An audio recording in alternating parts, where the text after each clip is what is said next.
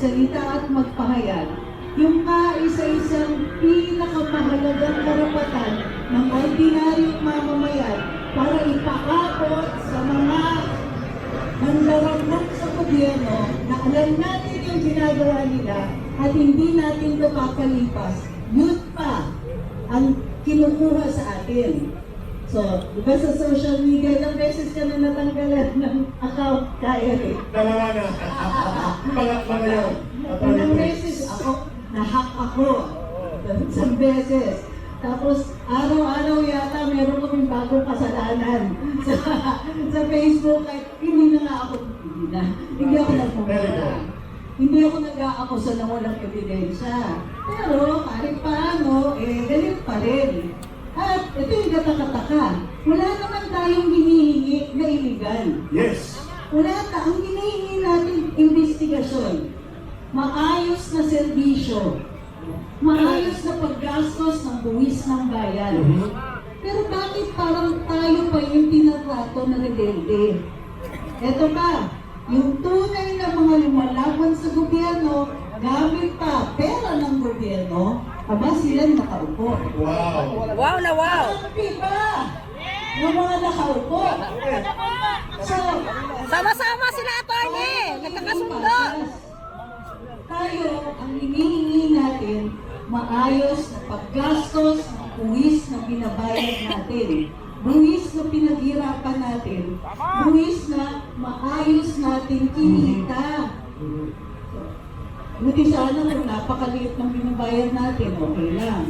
Pero, nakikita nyo kung gano'ng karaming buwis ang binayad natin, may isa daw na dineliver yung mga Marines na 44 na maleta.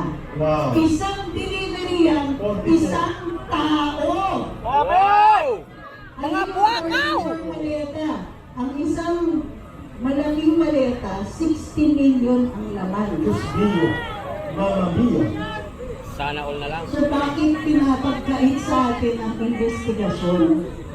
Bakit ipinagkakait sa atin na makaupo yung mga senador na hinalal naman natin at maayos na silang nakakonstitute ng mayorya ng Senado? Yes. Ano ang tinatago nila sa atin? Ayaw nila, attorney, pabuksan ng Blue Sa Ribbon. totoo lang, akala natin yung kawayan dyan sa Senado, dahil sa impeachment ni VP Inday. Wow. Hindi lang pala yun. Pero kasi mahalaga pa rin yan eh. Alam natin, ngayon, kulang ang mga senador para i-convict si VP Inday. Correct. Ba't pinaglalabanan pa rin yung liderato sa Senado? Kasi nga, ayaw nila sana na sina Senator Marcoleta, si Senator Pia, at si Senator Jinggoy na umupo sa Blue Ribbon Committee. Bakit kaya? At bakit ang aga? Alam niyo yung kaso ni Senator Jinggoy? Kung kailan nag-umpisa yung kaso niya? 2025. O diba? Last year lang. Bakit ang bilis? Tingnan ninyo, may mga kaso ang ilang mga kongresista. May mga pangalan na nababanggit ng ibang mga saksi. Pero bakit sila hindi pa nakakasuhan? Yes. So, isa yun na, yun ang hinihingi natin. Kaya importante na nandito kayo. Maraming salamat at nandito kayo. Tandaan ninyo kung gaano kahalaga kayo. Bawat isa sa inyo mahalaga.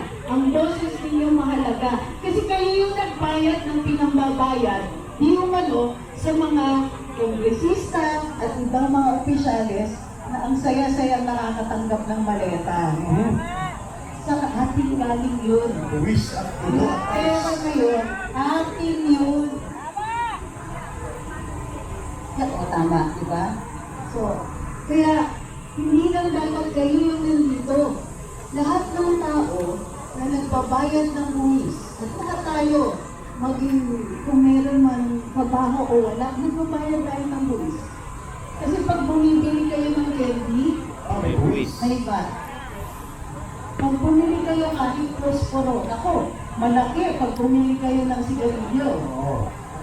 Bili kayo ng ano, at minsan kailangan din natin pagka bumili kayo ng emperador, may buwis yan. Sa midnight, may buwis yan. Tuba na yung lang wala po.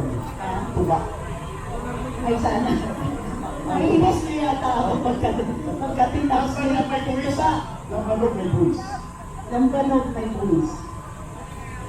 So, yung galit ninyo, tama yung galit na yan. Mayroong galit na nakakasira. Pero mayroon yung galit na nakakaayos. Yun. Mayroong galit na nakaka-rescue sa atin. Tama. Nasasalba sa atin. Yan ang galit na pinapakita ninyo ngayon.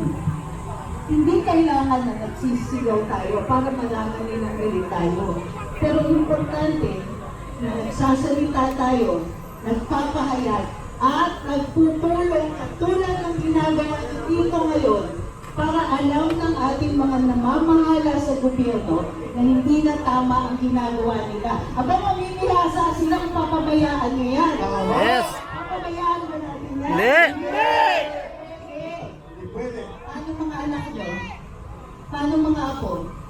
Yung mga batang musmos ngayon, hindi nila alam na sa ngayon, okay pa yung buhay nila.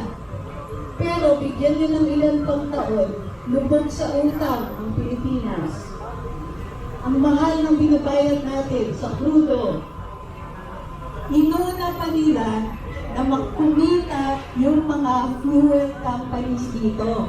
Hinayaan nila na hirap tayong magbayad ng higit na 100 piso para sa 1 litro ng crudo.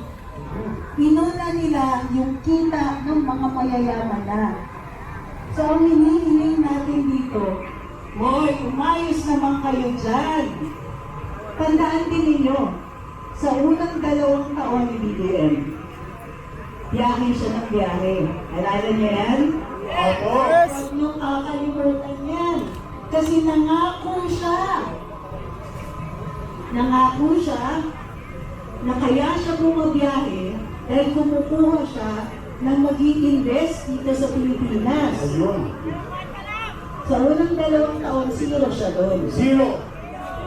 Sa itong 2 taon, ayon sa kanila, may 12 daw na investors na nakapasok.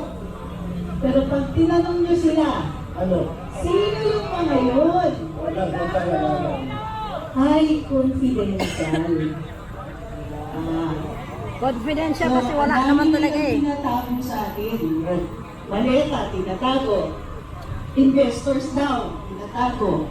Yung tunay na binabayad natin para sa kuryente at tubig, yung iba dyan, tago, mahal ang kuryente at tubig natin dahil ang daming nakapatong. Tayo nagbabayad ng buwis ng mga power companies. Exactly. Tandaan nyo yan. Exactly. Yung buwis na dapat pinabayad ng mga taong gumagawa ng kuryente natin, tayo ang nagbabayad. So, ang saya naman nila. So, may bayad tayo sarili nating buwis, bayad pa natin, buwis ng mga kumpanyang ang laki-laki ng kita dito sa Pilipinas. Tama.